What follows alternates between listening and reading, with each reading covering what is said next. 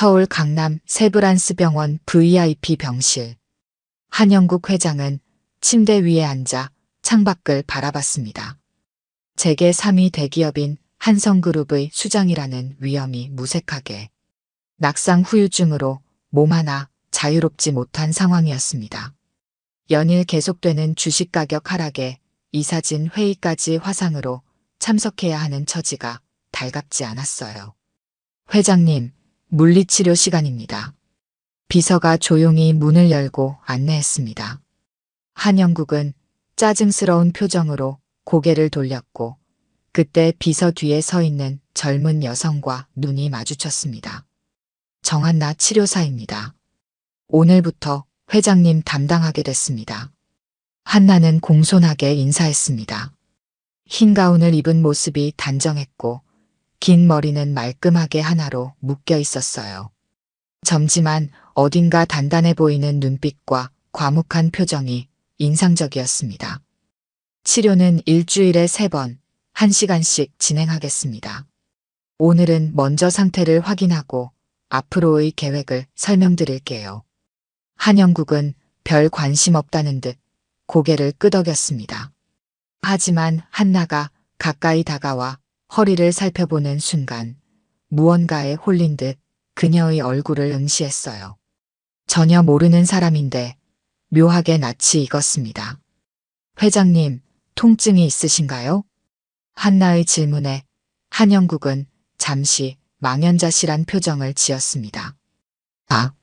아니, 괜찮소. 치료는 묵묵히 진행됐습니다. 한나의 손길은 숙련되고 정확했어요.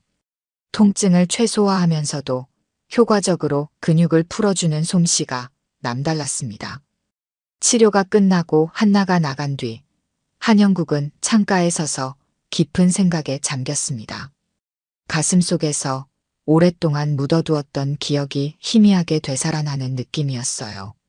이상하군. 비서가 차트를 정리하며 물었습니다. 무슨 말씀이신지요? 한영국은 멍한 눈으로 중얼거렸습니다. 저 눈은 꼭 연희 같아. 비서는 의아한 표정으로 회장을 바라봤지만 더 묻지 않았습니다. 한영국의 목소리에서 수십 년 동안 듣지 못했던 감정의 떨림이 느껴졌기 때문이었죠. 그날 밤 한영국은 오랜만에 꿈을 꿨습니다. 30년 전 푸른 바다가 보이는 작은 도시의 병원. 하얀 간호복을 입은 여자가 웃으며 다가오는 꿈이었습니다. 그 미소가 너무도 그리웠습니다. 병실 창문으로 새어들어오는 서울의 불빛이 한영국의 주름진 얼굴을 비추었습니다. 그의 눈가에는 오랫동안 흘리지 않았던 눈물이 맺혀 있었어요. 연희야. 한영국은 깊은 한숨을 내쉬었습니다. 30년 전의 기억이 파도처럼 밀려왔습니다. 한영국은 병실 침대에 누워 천장을 바라보며 30년 전의 기억을 떠올렸습니다. 1994년 부산의 작은 대학병원. 당시 한영국은 부친의 명령으로 의학을 전공하고 있었습니다. 재벌 3세였지만 해외 의대 인턴 연수는 스스로 선택한 일이었어요. 적어도 기업을 물려받기 전에 자신만의 삶을 살고 싶었던 것이죠. 그곳에서 한영국은 정연희를 만났습니다. 늘 밝은 미소로 환자들을 대하는 간호사였어요. 차분하면서도 따뜻한 눈빛이 인상적이었습니다. 선생님, 이 차트 확인해 주세요. 처음 연희가 건넨 말이었습니다. 그때부터 영국은 연희의 눈빛에 이상한 끌림을 느꼈어요. 평범한 대화가 늘어갈수록 마음은 점점 더 기울어갔습니다. 연희 씨, 오늘 저녁 같이 먹을까요? 용기 내어 건넨 제안에 연희는 수줍게 고개를 끄덕였습니다. 그렇게 시작된 사랑은 눈 깜짝할 사이에 깊어졌어요. 바다가 보이는 작은 카페에서 나눈 대화, 해변을 거닐며 꾸었던 미래에 대한 꿈. 모든 순간이 행복했습니다. 영국 씨, 나중에 어떤 의사가 되고 싶어요? 연희의 질문에 영국은 망설였습니다. 사실 자신은 의사로 남지 못할 운명이었으니까요. 하지만 그때는 말하지 못했습니다. 아직 잘 모르겠어요. 하지만 연희 씨와 함께라면 어떤 길이든 행복할 것 같아요. 빠르게 흐르는 시간 속에서 두 사람의 사랑은 깊어만 갔습니다. 영국은 연희에게 작은 십자가 목걸이를 선물했어요. 이건 우리의 약속이에요. 언젠가 정식으로 부모님께 인사드리고 결혼하자는 약속. 연희는 눈물을 글썽이며 목걸이를 받았습니다.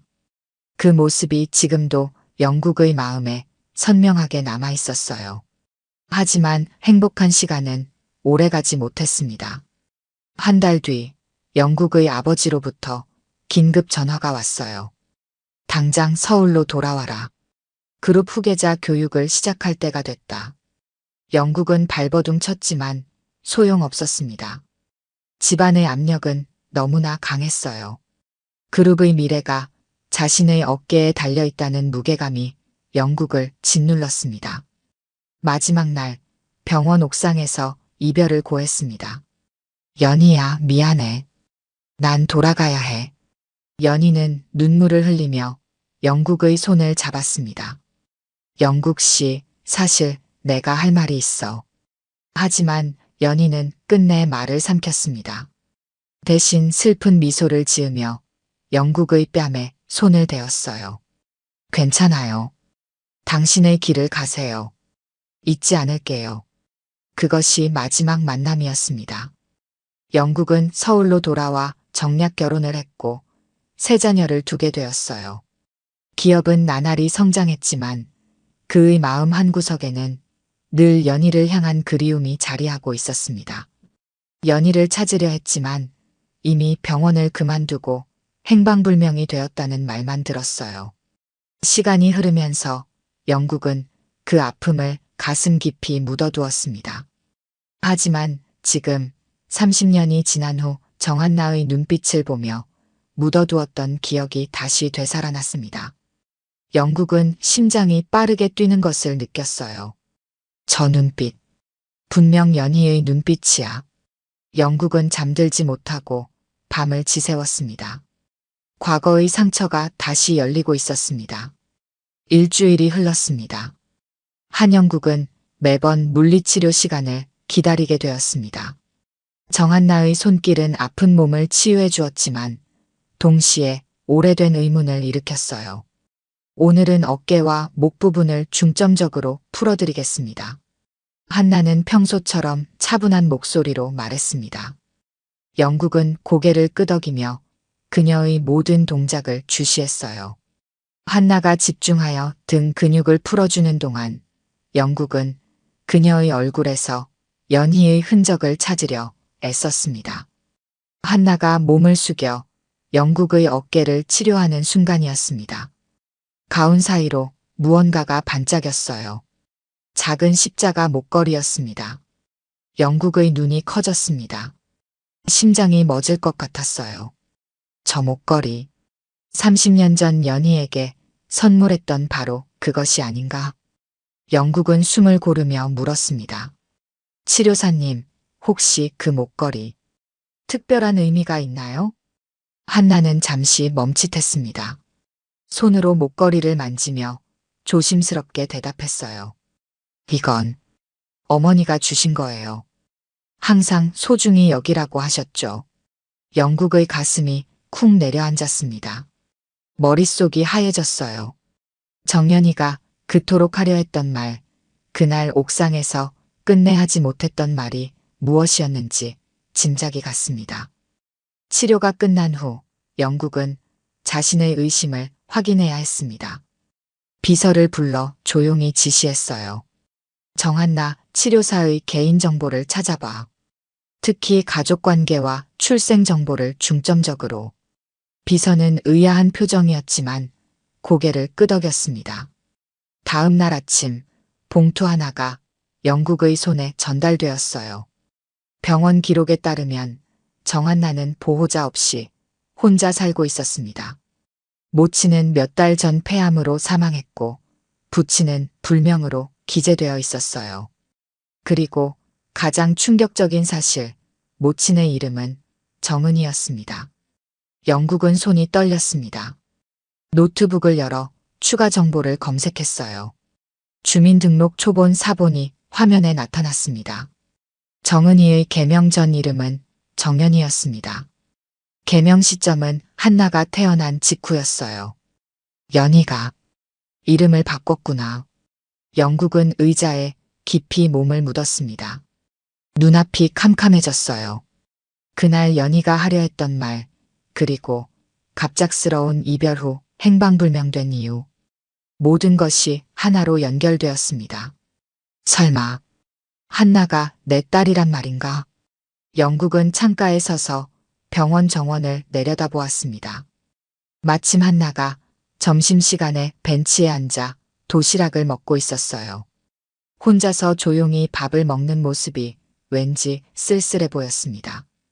그날 밤 영국은 혈압이 급상승해 응급처치를 받았습니다. 의사는 과로와 스트레스를 원인으로 지목했지만 진짜 이유는 따로 있었어요. 영국은 밤새 잠을 이루지 못했습니다.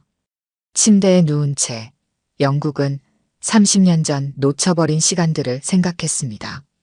만약 연희의 말을 끝까지 들었더라면, 만약 연희를 찾아갔더라면, 만약 자신의 심장을 따랐더라면, 한나는 어떤 삶을 살았을까요?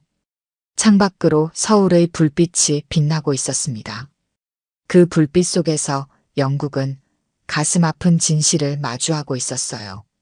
자신이 몰랐던 딸이 이제 와서 자신을 치료하고 있다는 아이러니한 현실을. 영국은 손을 뻗어 휴대폰을 집어들었습니다. 연희의 사진을 찾기 위해 오래된 파일들을 뒤적였어요. 마침내 발견한 흑백 사진 속 젊은 연희의 미소는 한나와 너무나 닮아 있었습니다. 어떻게 이제서야 알게 된 걸까? 영국의 눈에서 눈물이 흘러내렸습니다. 30년의 시간이 너무 늦게 찾아온 진실 앞에 무력했습니다. 다음 날 아침 한영국은 조금씩 걸을 수 있게 되었습니다. 담당 의사는 병원 복도를 하루 2번씩 걷는 것을 권장했어요. 영국은 이를 기회로 한나에 대해 더 알아보기로 했습니다. 점심시간 영국은 비서의 도움을 받아 천천히 병원 구내식당으로 향했습니다. 그곳에서 우연처럼 한나와 마주치길 바랐어요. 운이 좋았습니다. 한나는 혼자 구석 테이블에 앉아 식사 중이었습니다. 정치료사님, 혹시 같이 식사해도 될까요? 한나는 놀란 표정이었지만 공손히 자리를 권했습니다. 물론이죠, 회장님. 어떻게 여기까지 오셨어요? 컨디션이 많이 좋아지셨나 보네요. 영국은 미소 지었습니다. 덕분에 조금씩 나아지고 있소. 치료사님의 손길이 특별한 것 같아요. 한나는 부끄러운 듯 고개를 숙였습니다. 영국은 그녀의 사생활에 조금씩 다가가려 했어요. 치료사님은 이 병원에서 오래 일하셨나요? 3년 정도 됐습니다. 대학 졸업 후 바로 왔어요. 영국은 식사를 하며 자연스럽게 대화를 이어갔습니다. 가족들은 서울에 계신가요? 한나의 얼굴이 잠시 굳었습니다. 그리고 담담하게 대답했어요. 어머니는 몇 달 전에 돌아가셨고, 아버지는 없어요. 원래 없었어요. 그 순간 영국의 손이 떨렸습니다. 젓가락이 테이블 위로 떨어졌어요. 심장이 철렁 내려앉는 느낌이었습니다. 괜찮으세요, 회장님? 한나가 걱정스러운 표정으로 물었습니다. 영국은 간신히 미소를 지었습니다. 괜찮소. 단지 손이 좀 떨려서. 미안하오. 어머니께서 돌아가셨다니 정말 유감입니다. 한나는 고개를 끄덕였습니다. 감사합니다. 어머니는 폐암으로 오래 투병하셨어요. 마지막까지 저를 위해 애쓰셨죠. 어머니께서는 어떤 분이셨나요? 영국은 조심스럽게 물었습니다. 한나의 눈빛이 부드러워졌습니다.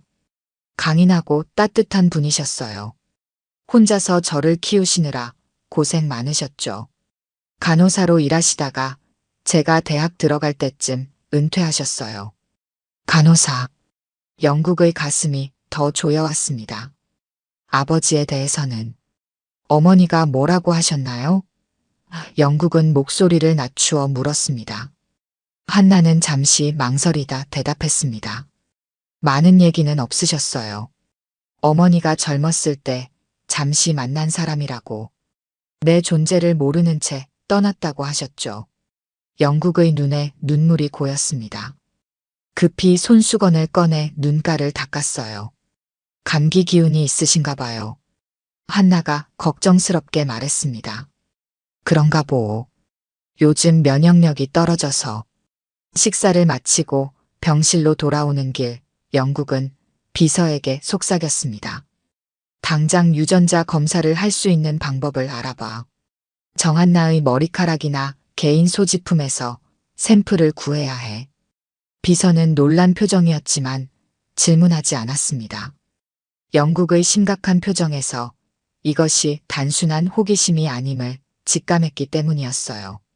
병실로 돌아온 영국은 창가에 서서 오랫동안 생각에 잠겼습니다. 한나의 말이 계속 귓가에 맴돌았어요. 아버지는 없어요. 원래 없었어요. 그 말 한마디가 영국의 심장을 찢어놓았습니다. 만약 한나가 정말 자신의 딸이라면 자신은 딸의 인생에서 완전히 부재했던 아버지였던 겁니다. 그 사실을 받아들이기가 너무 고통스러웠어요. 연희야, 왜 말하지 않았니? 왜 나를 찾지 않았니? 영국은 창밖으로 내다보며 중얼거렸습니다. 하지만 마음속으로는 알고 있었습니다. 모든 책임은 자신에게 있다는 것을요. 연희를 떠난 것도, 약속을 지키지 못한 것도 모두 자신이었으니까요. 그날 밤 영국은 오래된 사진첩을 펼쳐보았습니다. 젊은 시절 연희와 함께 찍은 흐릿한 사진 한 장이 있었어요. 그 옆에는 한나의 병원 신분증 사진을 놓았습니다. 두 사람의 닮은 점이 선명했습니다. 같은 눈매, 같은 미소, 같은 분위기. 영국은 손을 떨며 사진을 만졌습니다. 30년의 세월이 한순간에 무너져 내렸습니다. 이틀 후 한영국의 비서 김 부장이 조심스럽게 병실 문을 열었습니다. 손에는 작은 비닐 봉투가 들려 있었어요. 회장님, 요청하신 물건 가져왔습니다. 영국은 주변을 살피더니 비서에게 다가오라 손짓했습니다. 비서는 봉투를 건넸어요. 정한나 치료사의 머리카락과 사용한 마스크입니다. 치료실에서 수거했습니다. 영국은 고개를 끄덕였습니다. 좋아. 지금 바로 연구소에 보내게. 최고 기밀로 처리하라고 전해. 비서는 이해한다는 듯 고개를 숙였습니다. 유전자 검사 결과는 48시간 내로 나올 겁니다. 영국의 표정이 긴장으로 굳었습니다. 48시간이 얼마나 길게 느껴질지 알았기 때문이었어요. 그날 오후 물리치료 시간에 한나는 평소와 다름없이 차분하게 치료를 진행했습니다. 영국은 그녀의 얼굴을 유심히 살폈어요. 이제 보니 자신의 눈매와 닮은 부분도 있었습니다. 특히 집중할 때 미간에 생기는 주름은 분명 자신을 닮았어요. 왜 그렇게 쳐다보세요? 불편한 부분이라도 있으신가요? 한나가 의아한 표정으로 물었습니다. 영국은 얼른 시선을 돌렸어요. 아니요. 그저 치료사님의 손길이 전문적이라 감탄하고 있었소. 한나는 미소 지었습니다. 물리치료는 제 인생의 전부예요. 어머니가 오랫동안 아프셨거든요. 어머니를 돌보며 이 길을 선택했습니다. 어머니께서는 어떤 병으로 돌아가셨소? 한나의 표정이 어두워졌습니다. 폐암이었어요. 오랫동안 간호사로 일하시느라 건강을 돌보지 못하셨죠. 항상 저만 생각하셨어요. 영국의 가슴이 아팠습니다. 연희가 자신 없이 얼마나 힘든 삶을 살았을지 상상하니 괴로웠어요. 48시간은 영원처럼 느껴졌습니다. 영국은 한시도 마음을 놓지 못하고 초조하게 결과를 기다렸어요. 마침내 세 번째 날 아침, 김 부장이 병실로 들어왔습니다. 손에는 봉인된 서류 봉투가 들려 있었어요. 회장님, 결과가 나왔습니다. 영국은 떨리는 손으로 봉투를 받았습니다. 방에 아무도 없을 때까지 기다렸다가 조심스럽게 봉투를 열었어요. 한 장의 서류가 나왔습니다. 유전자 검사 결과라는 제목 아래 복잡한 수치와 그래프가 있었습니다. 하지만 영국의 눈에 들어온 것은 맨 아래 굵은 글씨로 쓰인 결론이었어요. 북의 친자 확률 99.9999% 일치. 영국은 그대로 의자에 주저앉았습니다. 숨이 막혔어요. 알고 있었지만 그래도 확인하는 순간의 충격은 상상 이상이었습니다. 서류를 내려놓은 그의 손이 떨렸어요. 연희야, 왜 그때 말 안 했어? 목소리가 떨려 나왔습니다. 눈물이 볼을 타고 흘러내렸어요. 내가 그 아이를 외롭게 만들었구나. 영국은 오랫동안 흐느꼈습니다. 30년이란 세월 동안 자신도 모르게 딸이 있었다는 사실, 그리고 그 딸이 아버지 없이 자랐다는 현실이 가슴을 찢었어요. 창밖으로 봄비가 내리기 시작했습니다. 빗방울이 창문을 타고 흘러내리는 모습이 영국의 눈물과 닮아 있었어요. 그는 서류를 꽉 쥐며 결심했습니다. 이제라도 바로 잡아야 해. 하지만 그 순간 병실 문이 열렸습니다.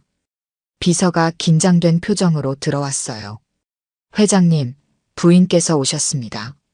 그리고 자제분들도 함께요. 영국은 급히 유전자 검사 결과를 서랍에 넣었습니다. 하지만 마음은 이미 결정되어 있었어요. 이제는 진실을 밝혀야 할 때였습니다. 가족들에게, 그리고 무엇보다 한나에게. 비서가 나간 후 영국은 침대에 앉아 깊은 숨을 내쉬었습니다. 앞으로 다가올 폭풍을 준비해야 했어요. 하지만 이상하게도 마음은 평온했습니다. 오랫동안 짊어졌던 무거운 짐을 내려놓을 시간이 온 것 같았어요. 창밖의 비는 점점 더 거세게 내렸습니다. 마치 오래된 죄와 후회를 씻어내리는 듯 했어요. 한성그룹 본사 23층 회의실. 한영국은 휠체어에 앉아 테이블 끝에 자리했습니다. 맞은편에는 부인 민숙자와 자녀들이 굳은 표정으로 앉아 있었어요. 다들 바쁜데 갑자기 무슨 일이신지. 장남 한도윤이 먼저 입을 열었습니다. 영국은 깊은 숨을 내쉬었습니다.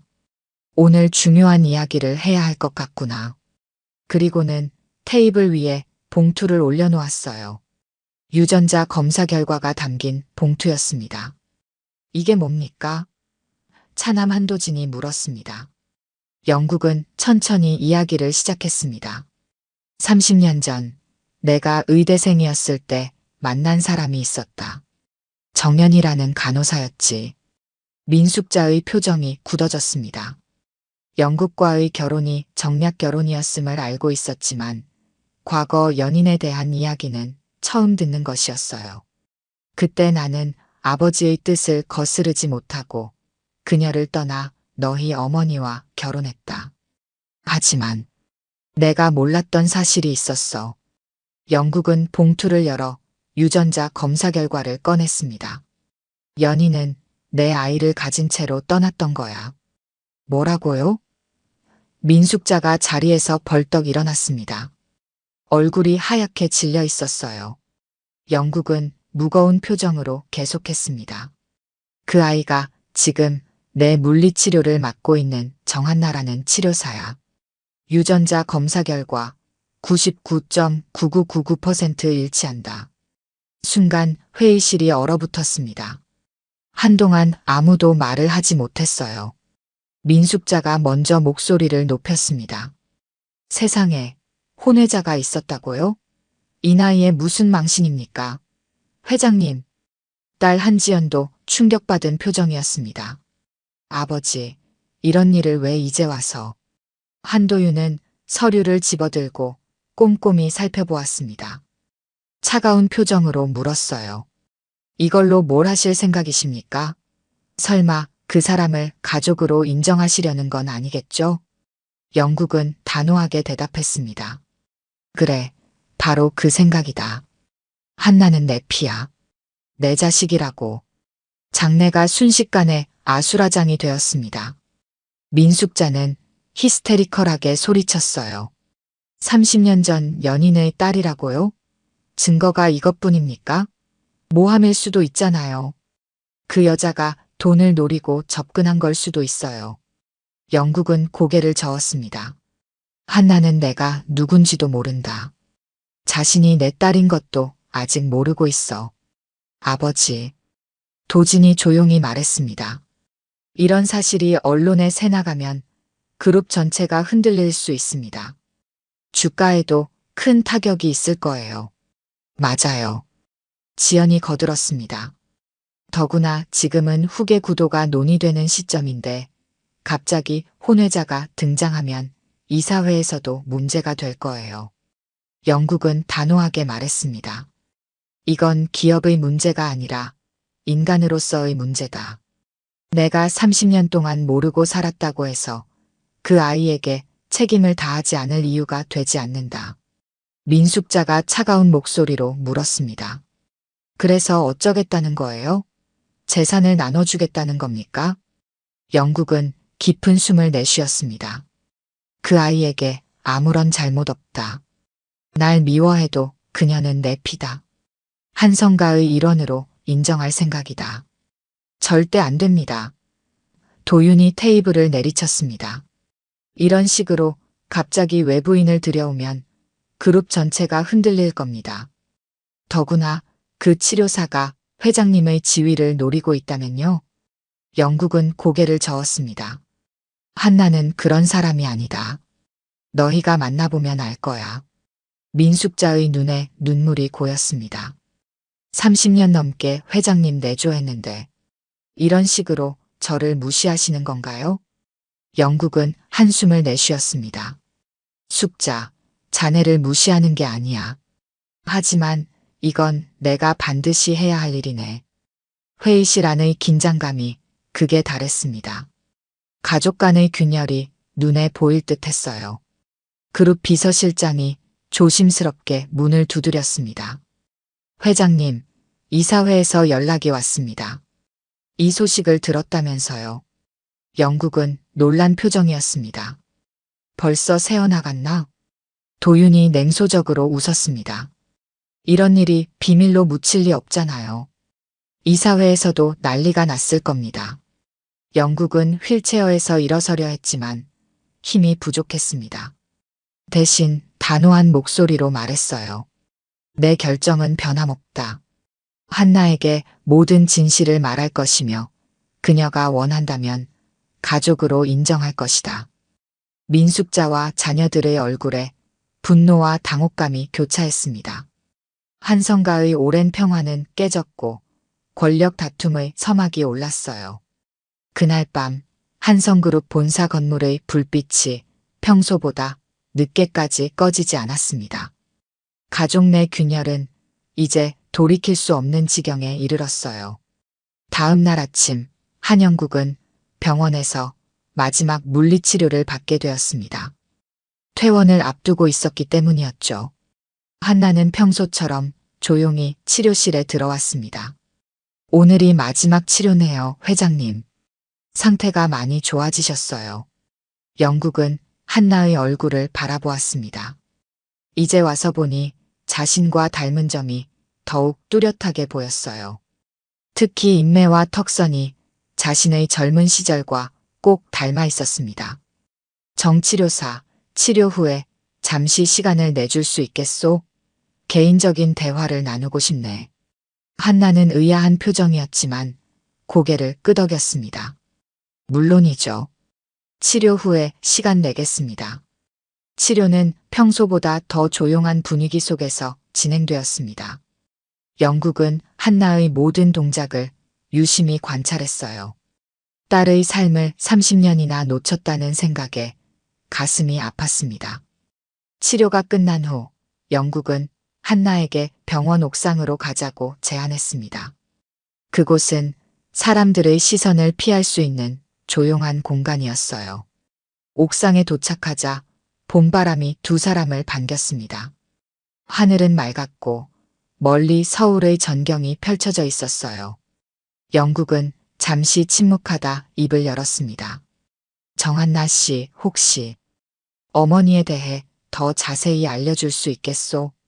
한나는 의아했지만 대답했습니다. 어머니는 부산에서 간호사로 일하시다가 제가 태어난 후 서울로 오셨어요. 저를 위해 정말 열심히 사셨죠. 영국은 목이 메었습니다. 혹시 어머니가 정연희 씨가 맞나요? 한나의 눈이 커졌습니다. 어떻게 아셨어요? 어머니는 제가 태어나기 직후 정은이로 개명하셨다고 들었는데. 영국은 주머니에서 낡은 사진 한 장을 꺼냈습니다. 30년 전 자신과 연희가 함께 찍은 사진이었어요. 이 사진 속 여성이 당신의 어머니 맞나요? 한나는 사진을 받아들고 놀란 표정을 지었습니다. 떨리는 목소리로 물었어요. 어떻게? 어머니와 회장님이 같이 찍은 사진이. 영국은 깊은 숨을 내쉬었습니다. 한나 씨, 나는 30년 전 부산에서 연수 중이던 의대생이었소. 그때 연희, 당신 어머니를 만났지. 우리는 서로 사랑했지만 내가 가문의 압력으로 떠나야 했소. 한나의 얼굴이 창백해졌습니다. 그녀는 한 걸음 물러섰어요. 무슨 말씀을 하시려는 건가요? 영국은 유전자 검사 결과를 내밀었습니다. 나는 당신의 아버지요. 순간 옥상의 공기가 멈춘 듯 했습니다. 한나는 충격에 말을 잇지 못했어요. 그녀의 손이 떨렸습니다. 말도 안 돼요. 어머니는 아버지가 우리 존재도 모른 채 떠났다고. 영국은 안타깝게 고개를 끄덕였습니다. 맞소. 내가 떠날 때 연희는 임신 사실을 말하지 않았어. 내가 뒤늦게 알게 된 거요. 한나의 눈에 눈물이 고였습니다. 감정이 복잡하게 교차했어요. 그럼 지금 와서 아버지라니요. 어머니가 살아계실 때 왜 안 왔어요? 어머니가 얼마나 힘들게 절 키우셨는지 아세요? 영국은 무릎을 꿇었습니다. 재계 3위 거물 한성그룹 회장이 딸 앞에 무릎을 꿇은 것이었어요. 그의 눈에 눈물이 흘렀습니다. 용서해주기 힘들다는 걸 알아. 나도 나 자신을 용서할 수 없소. 하지만 모든 걸 잃어도 너만은 딸이라는 걸 세상에 말하고 싶다. 한나는 흐느끼며 뒤로 물러섰습니다. 온갖 감정이 한꺼번에 몰려왔어요. 전 아무것도 원하지 않아요. 어머니와 저는 지금까지 잘 살아왔어요. 이제 와서 이런 식으로. 영국은 애원하는 눈빛으로 바라보았습니다. 한나야, 내가 내 아이라는 걸 알았을 때 내 인생에서 처음으로 진짜 행복을 느꼈다. 너를 알게 된 것은 내게 가장 큰 선물이야. 하지만 한나는 고개를 저었습니다. 눈물을 닦으며 말했어요. 죄송합니다. 하지만 저는 이런 갑작스러운 변화를 받아들일 준비가 되지 않았어요. 어머니는 돌아가셨고 이제 와서 모든 것이 달라진다면. 영국은 슬픈 눈으로 고개를 끄덕였습니다. 이해해. 시간이 필요하겠지. 하지만 언제든 내 딸로서 돌아올 자리가 있다는 걸 기억해 주길 바라. 다음 날 병원 행정과에 한나의 사직서가 제출되었습니다.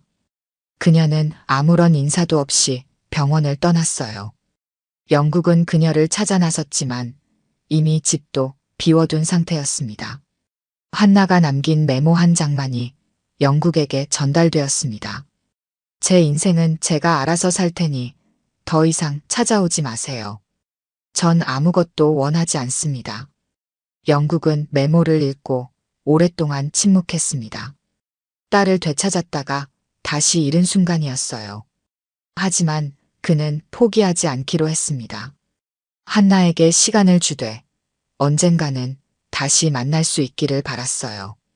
그날 밤 한성그룹 본사에서는 긴급 이사회가 열렸습니다. 한영국의 혼외자 소식이 퍼지면서 그룹 전체가 술렁이고 있었어요. 앞으로 다가올 폭풍을 위해 영국은 중요한 결정을 내려야만 했습니다. 한 달 후 한성그룹 본사 대회의실에는 긴장감이 감돌았습니다. 주요 언론사들이 모인 가운데 한영국은 중대 발표를 준비하고 있었어요. 지난 몇 주간 혼외자 소문으로 회사 주가는 요동쳤고 이사회는 분열되었습니다. 영국은 단상에 섰습니다. 그의 옆에는 민숙자와 자녀들이 굳은 표정으로 앉아 있었어요. 오늘 저는 중요한 결정을 알리기 위해 이 자리에 섰습니다. 저는 한성그룹 회장직에서 자진 사퇴합니다. 기자들 사이에서 술렁임이 일었습니다. 카메라 플래시가 연달아 터졌어요. 개인적인 이유로 더 이상 그룹을 이끌 수 없다고 판단했습니다. 후임 회장은 이사회에서 결정될 것이며 저는 명예회장으로 물러나 고문 역할만 수행하겠습니다. 민숙자의 얼굴에 미소가 번졌습니다. 그녀는 이 순간을 기다려왔던 듯 했어요. 반면 도윤과 도진의 표정은 복잡했습니다. 두 형제 사이에 후계 경쟁이 치열해질 것이 분명했기 때문이었죠. 기자회견이 끝난 후 한성가의 본가에서는 가족회의가 열렸습니다. 민숙자가 먼저 입을 열었어요. 이제 그 여자 일은 끝난 건가요? 더 이상 우리 가족에게 영향을 주지 않겠죠? 영국은 피곤한 표정으로 대답했습니다. 한나에 대한 이야기를 하는 것이라면 그건 개인적인 문제야. 회사 일과는 별개로 하겠다. 지연이 한숨을 내쉬었습니다. 아버지, 이제 와서 그 사람을 찾아다니면 언론에 또 보도될 거예요. 그냥 평범하게 사는 그 사람도 원치 않을 거예요. 영국은 창밖을 바라보며 말했습니다. 내가 찾든 말든 그건 내 문제야. 너희는 각자 할 일이나 해라. 도윤이 냉소적인 미소를 지었습니다. 회장직을 내려놓으셨으니 이제 제가 후계자로 나서야겠죠? 도진이 날카롭게 끼어들었습니다. 형, 이사회에서 결정한다고 하셨잖아요. 아직 정해진 게 없어요. 두 형제의 눈빛에서 팽팽한 긴장감이 느껴졌습니다.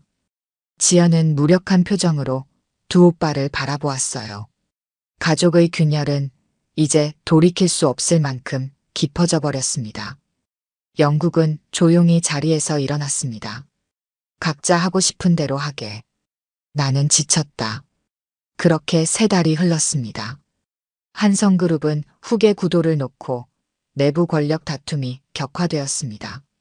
도윤과 도진은 서로를 견제하며 이사들의 지지를 얻기 위해 동분서주했어요. 그 와중에 외부 세력까지 개입하면서 상황은 더욱 복잡해졌습니다.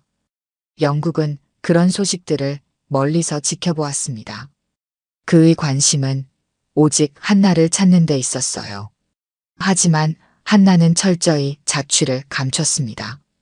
영국이 보낸 편지나 연락은 모두 무응답이었어요. 어느 가을날 영국은 한 소식을 듣게 되었습니다. 서울 외곽의 작은 도서관에서 물리치료 봉사활동을 하는 한나의 소식이었어요. 영국은 직접 찾아가지 않았습니다.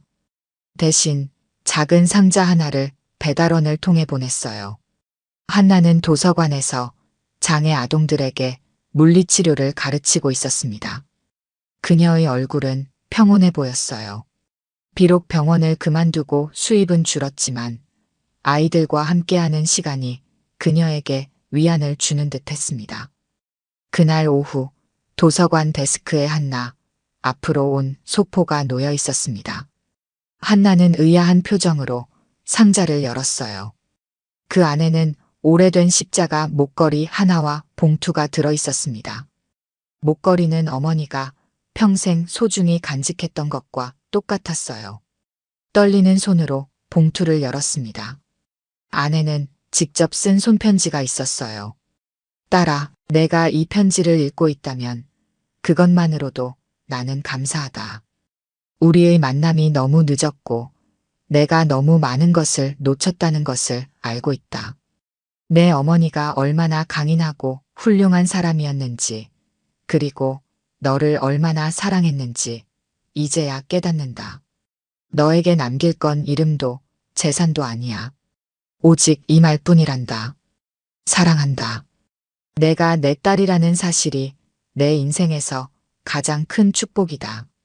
내가 원한다면 언제든 내게 돌아올 수 있어. 하지만 그렇지 않더라도 괜찮다. 내 인생은 내 것이니까. 다만 알아주었으면 한다. 내가 누구든 어디에 있든 아버지의 사랑은 변함없다는 것을. 아버지가. 한나는 편지를 읽고 조용히 눈물을 흘렸습니다. 그리고 어머니의 목걸이와 똑같은 그 십자가를 꺼내 만져보았어요. 가슴 속에서 복잡한 감정이 일었습니다. 창밖으로 가을 바람이 불어오고 있었습니다. 나뭇잎들이 춤을 추듯 흩날렸어요. 한나는 편지를 조용히 접고 가방에 넣었습니다. 그리고 어떤 결정을 내린 듯 입가에 작은 미소가 번졌어요. 일주일 후 한영국의 자택문 앞에 한 사람이 서 있었습니다. 한나였습니다. 그녀의 눈에는 더 이상 분노나 혼란이 보이지 않았어요. 대신 조용한 결심이 담겨 있었습니다. 아버지를 만나러 왔습니다. 문이 열리고 영국이 놀란 표정으로 그녀를 맞이했습니다. 두 사람의 눈에는 말로 표현할 수 없는 감정이 담겨 있었어요. 그들이 나눈 대화는 아무도 알지 못합니다. 하지만 그날 이후 한나는 가끔 영국을 찾아가 조용히 시간을 보냈고 영국은 한나의 봉사활동을 몰래 지원했습니다. 한성그룹은 여전히 후계 다툼으로 혼란스러웠지만 한나는 그 세계에 발을 들이지 않았습니다. 그녀는 자신만의 길을 걸어갔고 영국은 그런 딸을 자랑스럽게 지켜보았어요. 가끔 사람들은 도서관에서 봉사하는 젊은 여성과 그녀를 바라보는 노인의 모습을 볼 수 있었습니다. 아무도 그들이 부녀라는 것을 알지 못했지만 두 사람의 눈빛에는 특별한 이해와 사랑이 깃들어 있었어요. 그것은 30년의 세월을 뛰어넘어 마침내 서로를 찾은 부녀의 조용한 화해였습니다. 창밖으로 가을 바람이 계속 불었습니다. 시간은 흐르고 상처는 아물어갔어요. 인생의 오랜 미스터리가 마침내 풀리던 순간 그들의 눈빛은 서로를 알아보았습니다. 낯익은 그 눈빛 속에서 오늘 들려드린 이야기가 여러분의 마음에 작은 울림이 되었기를 바랍니다. 이야기가 좋으셨다면 좋아요와 구독 부탁드려요. 다음 사연을 들려드리는데 큰 힘이 된답니다. 그리고 여러분의 이야기도 댓글로 들려주세요. 다음 이야기 때 또 뵙겠습니다. 서유는 거울 앞에서 머리를 빗으며 깊은 숨을 내쉬었습니다. 결혼식이 일주일 앞으로 다가왔습니다. 설레는 마음보다는 긴장감이 더 컸습니다. 시어머니 김여사의 날카로운 시선과 말투가 떠올랐기 때문이죠. 혼수는 다 준비됐니? 요즘 애들은 제대로 준비도 못하면서 결혼한다고 나서더라. 서유는 처음 그 말을 들었을 때 당황했습니다. 자신이 할 수 있는 최선을 다했는데 김여사의 눈에는 그것이 부족해 보였습니다. 서유는 이불 세트와 식기류, 간단한 가구를 준비했지만 김여사는 코웃음을 쳤습니다. 명품 가방 하나도 없니? 시집 와서 뭐 입고 다닐 거야? 우리 아들이 창피해서 어쩌니? 서윤의 약혼자 민주는 그런 말을 들을 때마다 어색한 웃음을 지었습니다. 어머니, 그만하세요. 저희가 알아서 할게요. 하지만 그것뿐이었죠. 적극적으로 서윤을 방어해주지는 않았습니다. 민준의 누나 미라도 서윤을 대할 때면 항상 위아래로 훑어보았습니다. 동생이 널 어디서 만났는지 모르겠다. 우리 집안 며느리로는 좀 부족해 보이네. 그날도 서윤은 시댁에 방문했습니다. 웨딩드레스 최종 피팅이 끝나고 민준과 함께 김 여사에게 사진을 보여주러 간 것이었습니다. 이게 뭐니? 이렇게 심플한 드레스를 골랐어? 우리 아들 결혼식인데. 서윤은 입술을 깨물었습니다. 고급스러운 레이스 소재의 드레스였지만 화려한 크리스털이 잔뜩 박힌 드레스를 기대했던 김 여사의 눈에는 초라해 보였나 봅니다. 어머니, 제가 봤을 때는 서윤이한테 잘 어울리던데요. 민준의 말에도 김 여사는 고개를 저었습니다. 네가 뭘 알아?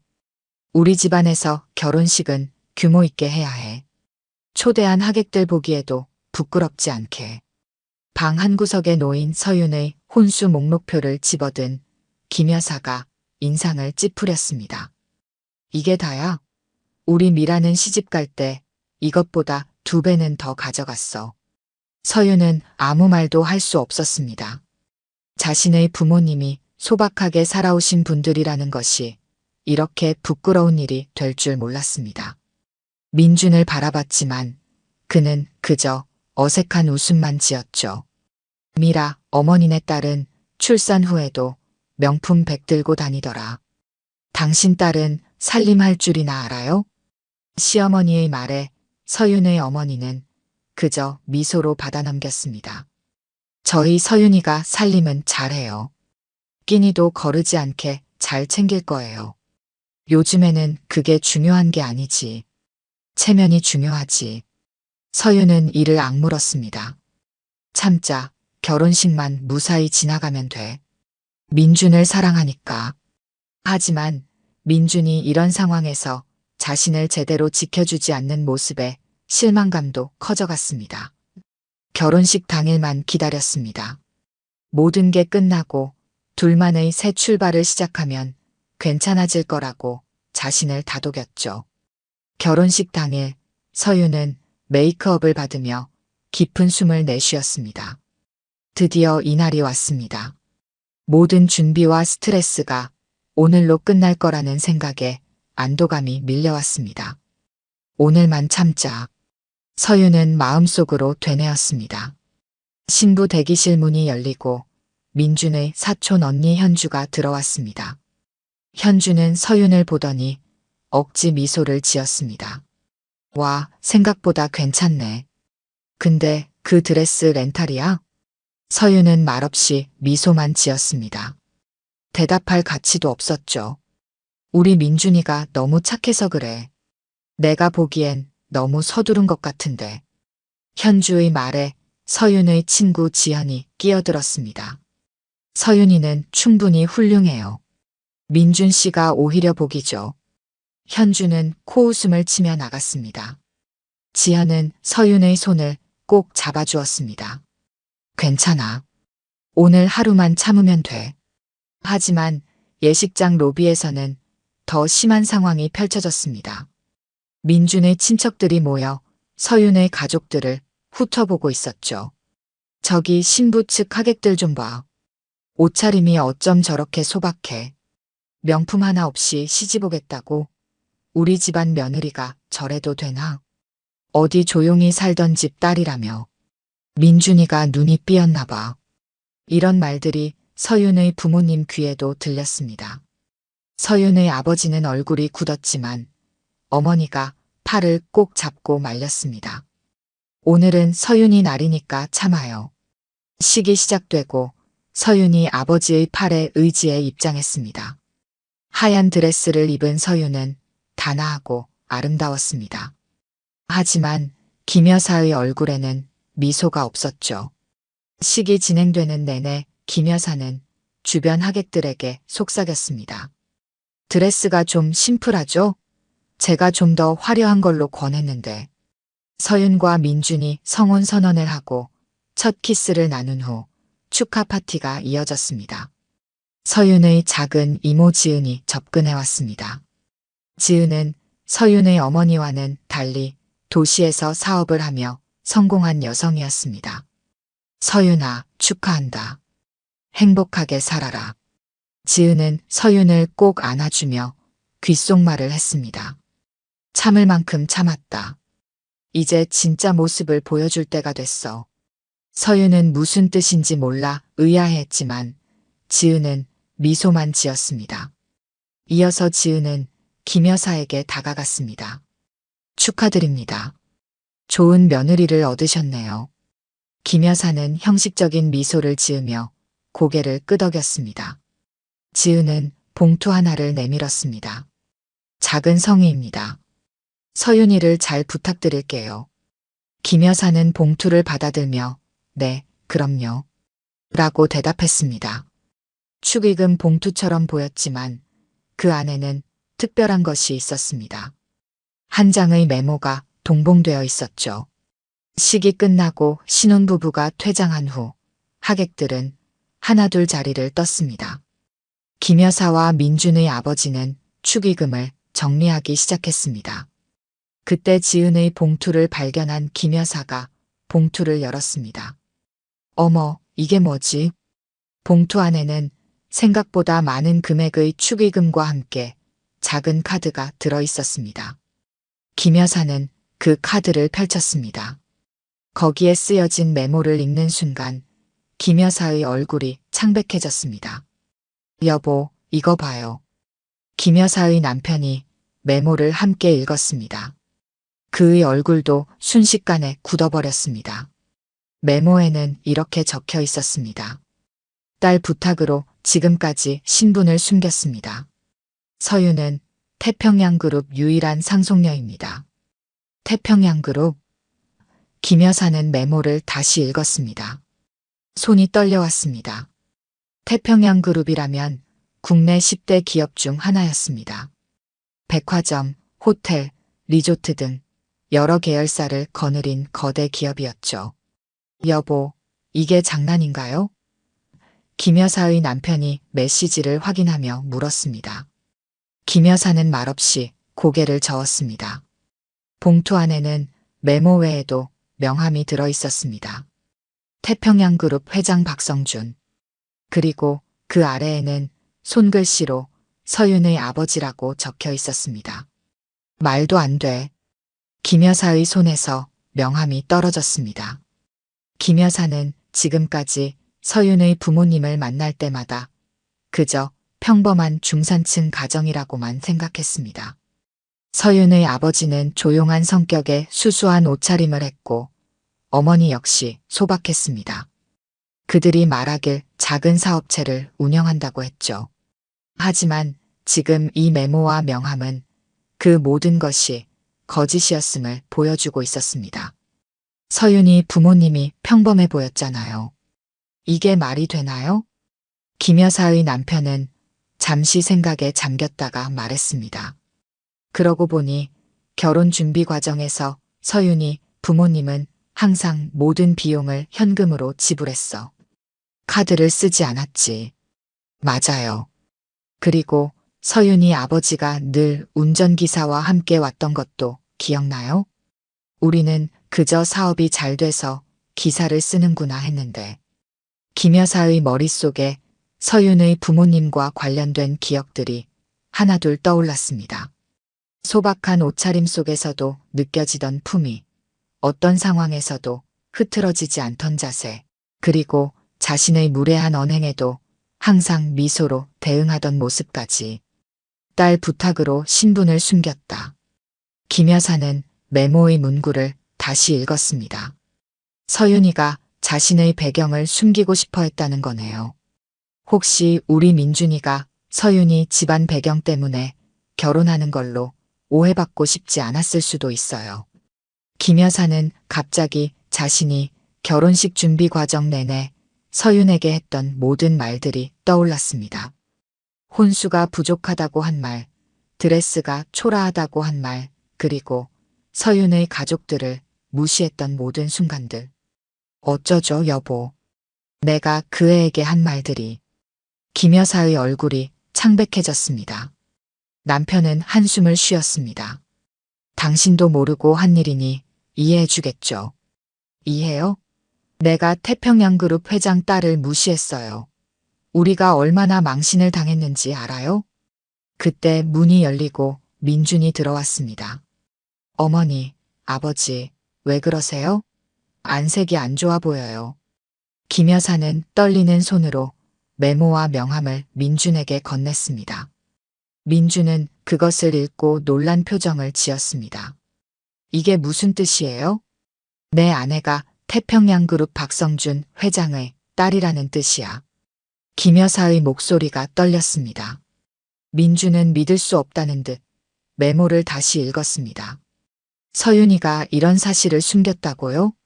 왜요? 아마도 내가 그녀의 배경이 아닌 그녀 자체를 사랑하는지 시험해보고 싶었던 것 같구나. 민준의 아버지가 말했습니다. 민준의 얼굴이 굳어졌습니다. 그는 결혼 준비 기간 동안 서윤이 시어머니에게 무시당할 때마다 제대로 그녀를 지켜주지 못했습니다. 자신이 서윤에게 얼마나 실망스러운 존재였는지 깨달았죠. 서윤이에게 가봐야겠어요. 민준이 일어섰습니다. 안 돼. 김 여사가 민준의 팔을 붙잡았습니다. 내가 먼저 가서 사과해야 해. 내가 그 애에게 했던 행동들 용서받을 수 있을지 모르겠어. 그때 갑자기 하객 한 명이 뛰어들어왔습니다. 큰일 났습니다. 기자들이 밖에 몰려왔어요. 태평양그룹 회장 딸의 결혼식이라는 소문이 퍼진 것 같아요. 기자들이라고요? 김 여사는 충격에 휩싸였습니다. 어떻게 이런 일이? 민준의 아버지가 창문으로 달려가 밖을 내다봤습니다. 정말로 호텔 입구에 카메라를 든 기자들이 몰려 있었습니다. 이미 태평양그룹 회장 딸의 결혼식이라는 소문이 퍼진 모양이었죠. 어서 서윤이가 있는 곳으로 가봐야겠어요. 김 여사는 서둘러 말했습니다. 김 여사는 주변의 시선도 무시한 채 달리기 시작했습니다. 신부 대기실 쪽으로 향하는 그녀의 발걸음은 어느 때보다 급했습니다. 면목 없는 마음에 어떤 말을 해야 할지 생각조차 나지 않았습니다. 대기실 앞에 도착한 김 여사는 잠시 숨을 고르며 망설였습니다. 그때 문이 열리고 서윤의 작은 이모 지은이 나왔습니다. 아, 오셨군요. 지은은 담담하게 말했습니다. 서윤이 좀 볼 수 있을까요? 김 여사의 목소리가 떨렸습니다. 지은은 김 여사를 가만히 바라보았습니다. 왜 보시려고요? 더 무시하려고요? 김 여사는 그 말에 고개를 떨궜습니다. 아닙니다. 사과하려고요. 제가 정말 무례했습니다. 지은은 한동안 김 여사를 관찰하다가 이내 문을 열어주었습니다. 들어가세요. 김 여사가 대기실로 들어서자 서윤은 창가에 서 있었습니다.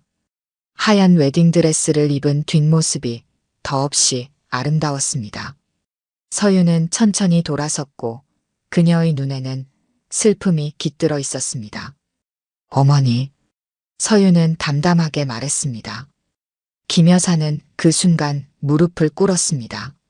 서윤아, 정말 미안해. 어머니가 어리석었어. 몰라봤어요. 서윤의 표정은 변함이 없었습니다. 그녀는 김 여사를 바라보며 한숨을 내쉬었습니다. 제가 태평양그룹 딸이라는 사실을 알고 나서야 사과하시는 건가요? 김 여사는 말문이 막혔습니다. 서윤의 말이 맞았습니다. 그녀가 재벌가 딸이라는 사실을 알기 전까지 김 여사는 서윤을 무시했습니다. 진심 어린 사과가 아니라는 것을 서윤도 김 여사 자신도 알고 있었죠. 내가 누구인지가 중요한가요? 아니면 민준 씨와 제가 서로 사랑한다는 사실이 중요한가요? 김 여사는 대답할 수 없었습니다. 그때 문이 열리고 민준이 들어왔습니다. 그는 무릎 꿇은 어머니와 슬픈 눈으로 바라보고 있는 서윤을 번갈아 쳐다봤습니다. 서윤아. 민준이 다가갔습니다. 민준 씨도 알게 됐나요? 서윤의 목소리는 차분했습니다. 민주는 고개를 끄덕였습니다. 왜 말해주지 않았어? 정말 궁금해요? 이유가 있어서 숨겼어요. 당신이 나를 있는 그대로 사랑하는지 확인하고 싶었어요. 서윤은 잠시 말을 멈추고 민준을 응시했습니다. 하지만 더 중요한 건 당신이 나를 보호해주지 않았다는 사실이에요. 민준은 그 말에 고개를 떨궜습니다. 그는 자신이 서윤을 어머니의 무시로부터 제대로 지켜주지 못했다는 사실을 잘 알고 있었습니다. 서윤아, 내가 잘못했어. 용서해줘. 민준의 목소리가 떨렸습니다. 서윤은 창가로 다시 고개를 돌렸습니다. 밖에는 기자들이 몰려들기 시작했고 호텔 직원들이 그들을 막고 있었습니다. 이미 모든 게 밖으로 새어나간 것 같네요. 서윤이 말했습니다. 지은이 다시 방에 들어왔습니다. 서윤아, 어떻게 할래? 기자들이 계속 오고 있어. 서윤은 깊은 숨을 내쉬었습니다. 그녀의 눈에서 눈물이 흘러내렸습니다. 이렇게 될 줄 알았다면 결혼식을 더 조용히 할 걸 그랬어요.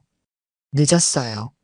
서윤이 김 여사와 민준을 바라보며 말했습니다. 식을 중단해 주세요. 그 말에 김 여사는 충격에 빠졌습니다. 서윤아, 그게 무슨 말이야? 다시 생각해보고 싶어요. 이대로 결혼해도 될지. 서윤의 목소리는 흔들렸지만 그녀의 눈빛은 단호했습니다. 서윤의 말은 방 안에 있는 모든 사람들을 얼어붙게 했습니다. 민주는 서윤에게 다가갔습니다. 서윤아, 제발 다시 생각해줘. 내가 잘못했어. 앞으로는 내가 널 지켜줄게. 서윤은 고개를 저었습니다. 지금 와서 하는 말이네요. 당신이 진정으로 나를 사랑했다면 내가 누구든 상관없이 나를 지켜줬어야 했어요. 그때 방문이 열리고 서윤의 아버지 박성준 회장이 들어왔습니다. 그의 얼굴은 평소와 같이 차분했지만 눈빛은 단호했습니다. 서윤아, 괜찮니? 박성준은 딸에게 다가갔습니다. 서윤은 아버지를 보자 눈물을 참지 못했습니다. 아버지, 이제 모든 게 밖으로 새어나갔어요. 박성준은 딸을 안아주었습니다. 괜찮아. 내가 원하는 대로 하면 돼. 김 여사는 아직도 무릎을 꿇은 채로 있었습니다.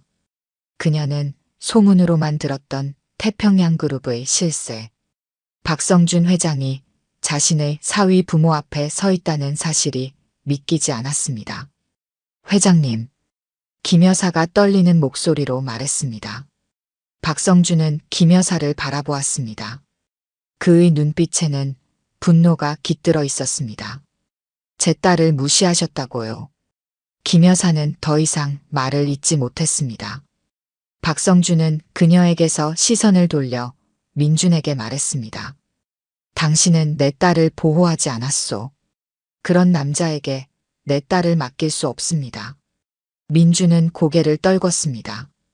그의 어깨가 축 처졌습니다. 지은이 상황을 정리하기 위해 나섰습니다. 호텔 측의 이야기에서 기자들을 통제하도록 할게요. 그리고 하객들에게는 제가 직접 이야기하겠습니다. 박성준이 말했습니다. 그는 서윤의 손을 잡고 함께 방을 나섰습니다. 로비로 내려간 그들은 이미 소문을 들은 하객들의 놀란 시선을 받았습니다. 일부 사람들은 이미 휴대폰으로 사진을 찍고 있었죠. 박성준은 단상으로 올라가 마이크를 잡았습니다. 그의 모습은 위험이 넘쳤고 사람들은 자연스럽게 조용해졌습니다. 여러분, 오늘 이 자리에 와주셔서 감사합니다. 저는 서윤의 아버지 박성준입니다. 그 말에 하객들 사이에서 놀라움의 탄성이 흘러나왔습니다. 태평양 그룹 회장이라는 소문이 사실임을 확인하는 순간이었죠. 개인적인 이유로 지금까지 제 신분을 공개하지 않았습니다. 하지만 오늘 뜻하지 않게 알려지게 되었습니다. 박성준은 잠시 말을 멈추고 서윤을 바라보았습니다. 서윤은 아버지 옆에 조용히 서 있었습니다. 하지만 더 중요한 소식이 있습니다. 오늘 이 결혼식은 서윤의 의사에 따라 진행하지 않기로 했습니다. 하객들 사이에서 다시 한번 놀라움의 탄성이 흘러나왔습니다. 많은 사람들이 소곤거리기 시작했습니다. 오늘 이 자리에 와주신 모든 분들께 불편을 끼쳐드려 죄송합니다. 모든 책임은 저에게 있습니다. 돌아가실 때 직원들이 준비한 선물을 받아가시기 바랍니다. 박성준의 짧은 연설이 끝나자 사람들은 혼란스러운 표정으로 서로를 바라보았습니다. 결혼식이 취소되었다는 소식이 순식간에 퍼져나갔습니다. 한편 기자들이 있는 현장 바깥쪽에서는 서윤의 어머니가 취재진을 상대하고 있었습니다. 오늘 이 결혼식은 비공개로 마무리하겠습니다. 더 이상의 질문은 받지 않겠습니다. 그녀의 차분하지만 단호한 태도에 기자들은 더 이상 질문을 던지지 못했습니다. 하지만 이미 태평양그룹 상속녀 결혼식 중단 소식은 SNS를 통해 빠르게 퍼져나가고 있었습니다. 참석자들 사이에서도 재벌 상속녀 루머가 확산되고 있었죠. 결혼식장은 순식간에 혼란에 빠졌습니다. 하객들은 갑작스러운 결혼식 중단 소식에 어리둥절한 표정으로 서로를 바라보며 호텔을 빠져나가기 시작했습니다. 신랑 측 하객들은 특히 당혹스러운 표정이었습니다. 서윤은 신부 대기실로 돌아와 웨딩드레스를 벗고 있었습니다. 그녀의 손이 떨렸습니다. 이모 지은이 다가와 서윤의 어깨에 손을 얹었습니다. 괜찮아. 내가 원하는 대로 하는 거야. 서윤은 고개를 끄덕였습니다. 정말 이렇게 하는 게 맞는 걸까요? 지은은 서윤의 얼굴을 조용히 바라보았습니다. 후회할 것 같으면 아직 늦지 않았어. 민준 씨는 밖에서 기다리고 있어. 서윤의 눈에 다시 눈물이 고였습니다. 그녀는 민준을 진심으로 사랑했습니다. 하지만 결혼 준비 기간 동안 민준이 보여준 태도는 서윤의 마음에 큰 상처를 남겼습니다. 한 번만 더 이야기해 볼게요. 서윤이 말했습니다. 지은은 고개를 끄덕이고 방을 나갔습니다. 잠시 후 민준이 조용히 방으로 들어왔습니다. 그의 얼굴은 창백했고 눈은 충혈되어 있었습니다. 서윤아. 민준의 목소리가 떨렸습니다. 서윤은 민준을 바라보았습니다. 한때 그녀가 사랑했던, 지금도 사랑하는 남자였습니다. 하지만 이제 그녀의 마음에는 의문이 가득했습니다. 민준 씨, 지금 어떤 기분인가요? 민준은 한숨을 내쉬었습니다. 너무 혼란스러워. 내가 누구인지, 왜 그 사실을 숨겼는지. 하지만 그것보다 더 중요한 건 내가 널 실망시켰다는 거야. 서윤은 천천히 고개를 끄덕였습니다. 맞아요. 제가 누구인지는 중요하지 않아요. 저는 그저 당신이 저를 있는 그대로 사랑해 주길 바랐어요. 그리고 필요할 때 저를 지켜주길 바랐죠. 내가 잘못했어. 어머니 앞에서 너를 제대로 지켜주지 못했어. 당신 어머니가 저를, 제 가족을 무시할 때마다 당신은 그저 웃고 넘기기만 했어요. 서윤의 목소리가 떨렸습니다. 난 당신이 날 보호하지 않았단 게 더 슬펐어요. 민주는 고개를 떨구었습니다. 그의 어깨가 떨렸습니다. 용서해줘, 서윤아. 다시 기회를 줘. 내가 널 지키지 못했다는 걸 깨달았어. 이제부터는 달라질게. 서윤은 창밖을 바라보았습니다. 호텔 밖에는 여전히 기자들이 몰려 있었습니다.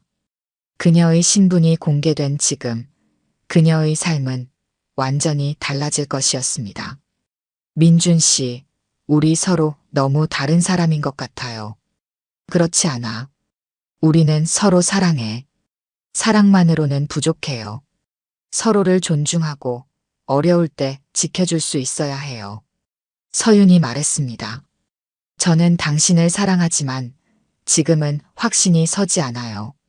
민주는 서윤에게 다가가 그녀의 손을 잡으려 했지만 서윤은 한 걸음 물러섰습니다. 다시 생각하고 싶어요. 우리 관계에 대해, 미래에 대해. 민준의 눈에서 눈물이 흘러내렸습니다. 얼마나 시간이 필요해? 모르겠어요. 당분간은 서로 떨어져 있는 게 좋을 것 같아요. 민준은 말없이 고개를 끄덕였습니다. 더 이상 할 말이 없었습니다. 그는 천천히 방을 나갔고 서윤은 창가에 혼자 남았습니다. 서윤의 부모님이 방으로 들어왔습니다. 그들의 얼굴에는 걱정이 가득했습니다. 괜찮니, 서윤아? 어머니가 물었습니다. 서윤은 고개를 끄덕였습니다. 네, 괜찮아요. 제가 한 결정이니까요. 후회하지 않니? 아버지가 딸의 어깨에 손을 얹으며 물었습니다. 서윤은 깊은 숨을 내쉬었습니다. 아니요, 후회하지 않아요. 이게 맞는 결정이에요. 저는 당분간 혼자 있고 싶어요. 그동안 숨겨왔던 제 모습을 찾아야 할 것 같아요. 부모님은 서로 눈빛을 교환하고 고개를 끄덕였습니다. 그들은 딸의 결정을 존중했습니다. 결혼식이 중단된 소식은 빠르게 퍼져나갔습니다. 저녁 뉴스에는 태평양그룹 회장 딸 결혼식 중 파혼이라는 헤드라인이 등장했습니다. 언론은 이 갑작스러운 사건에 열광했고 각종 추측이 난무했습니다. 신부 측의 요청으로 결혼식이 중단되었습니다. 정확한 이유는 밝혀지지 않았으나 호텔 한편 작은 연회장에 김 여사가 혼자 남아 있었습니다. 모든 하객들은 떠났고 직원들은 장식을 정리하고 있었습니다. 김 여사는 빈 의자에 앉아 멍하니 앞을 바라보고 있었습니다. 민준의 아버지가 연회장으로 들어왔습니다. 여보, 이제 집에 가요. 김 여사는 고개를 저었습니다. 조금만 더 있을게요.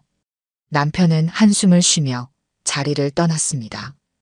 김 여사는 빈 결혼식장을 둘러보았습니다. 아름답게 장식된 꽃들, 하객들을 위한 테이블, 그리고 신랑 신부가 서기로 했던 단상까지. 모든 것이 완벽했지만 결혼식은 열리지 않았습니다. 김 여사의 눈에서 눈물이 흘러내렸습니다. 그녀는 자신의 행동이 이런 결과를 가져올 줄은 상상조차 하지 못했습니다. 서윤을 무시하고 그녀의 가족을 무시했던 모든 순간들이 떠올랐습니다. 내가 무슨 짓을 한 거지? 김 여사는 손수건으로 눈물을 닦았습니다.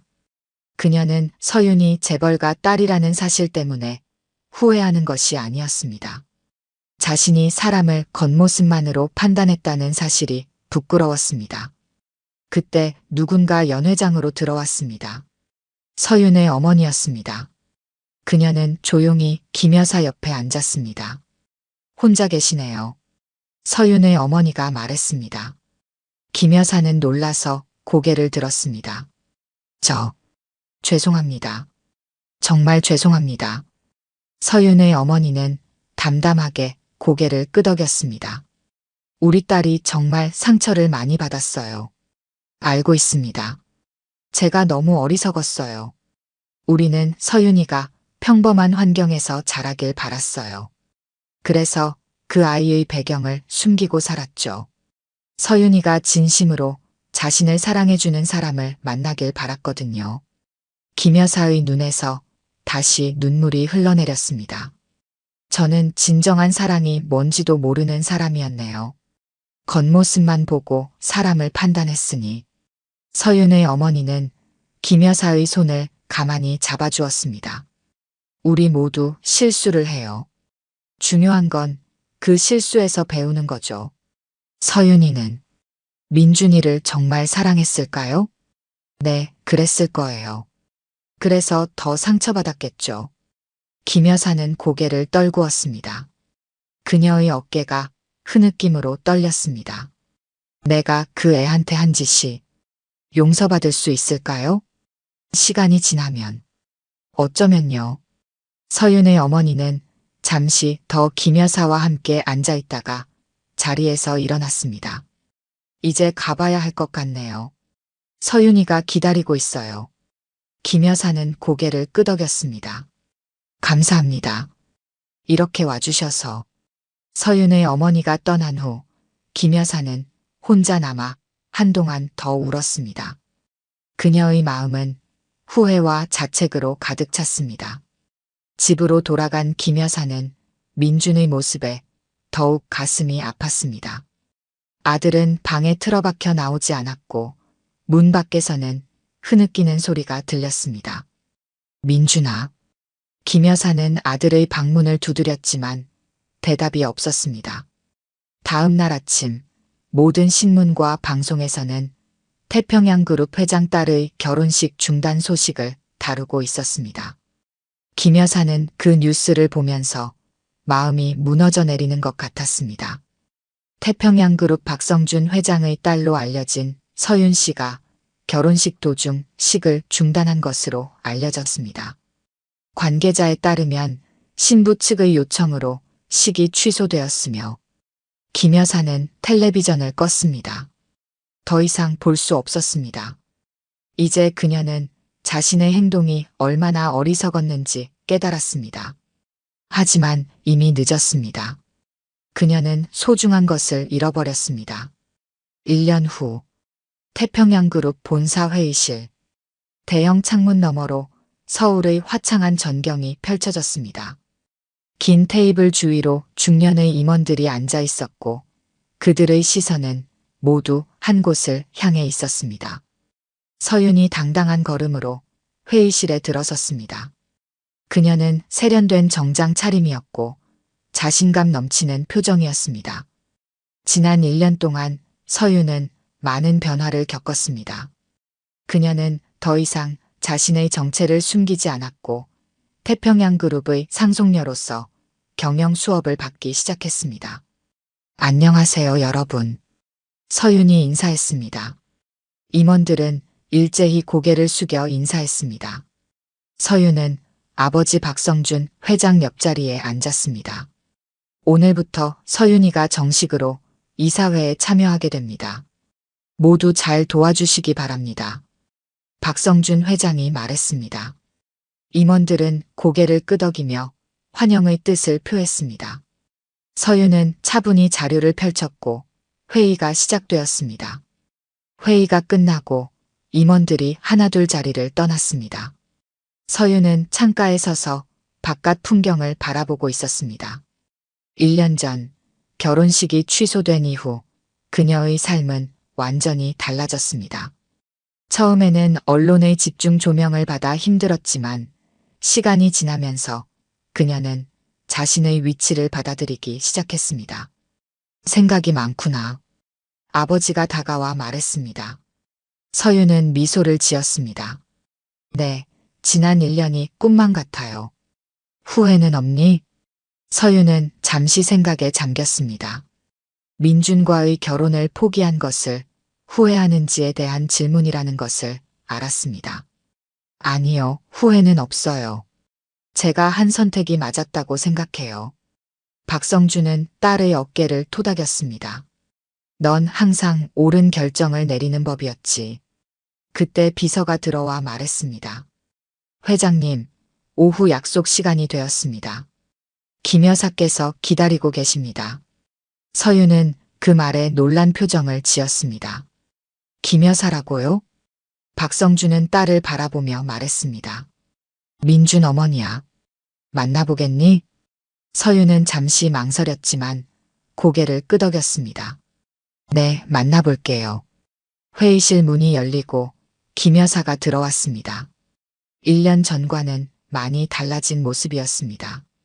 화려한 옷차림이나 장신구는 없었고 소박하지만 정갈한 차림새였습니다. 그녀의 얼굴에는 지난 1년간의 후회와 고뇌가 깃들어 있었습니다. 김 여사는 서윤을 보자 깊이 고개를 숙였습니다. 서윤 씨, 오랜만입니다. 서윤은 정중하게 인사를 받았습니다. 안녕하세요, 어머니. 김 여사는 그 호칭에 감정이 북받쳐 올라오는 듯했지만 참고 말을 이었습니다. 1년 동안 많이 생각했습니다. 제가 정말 잘못했어요. 서윤은 김 여사를 바라보았습니다.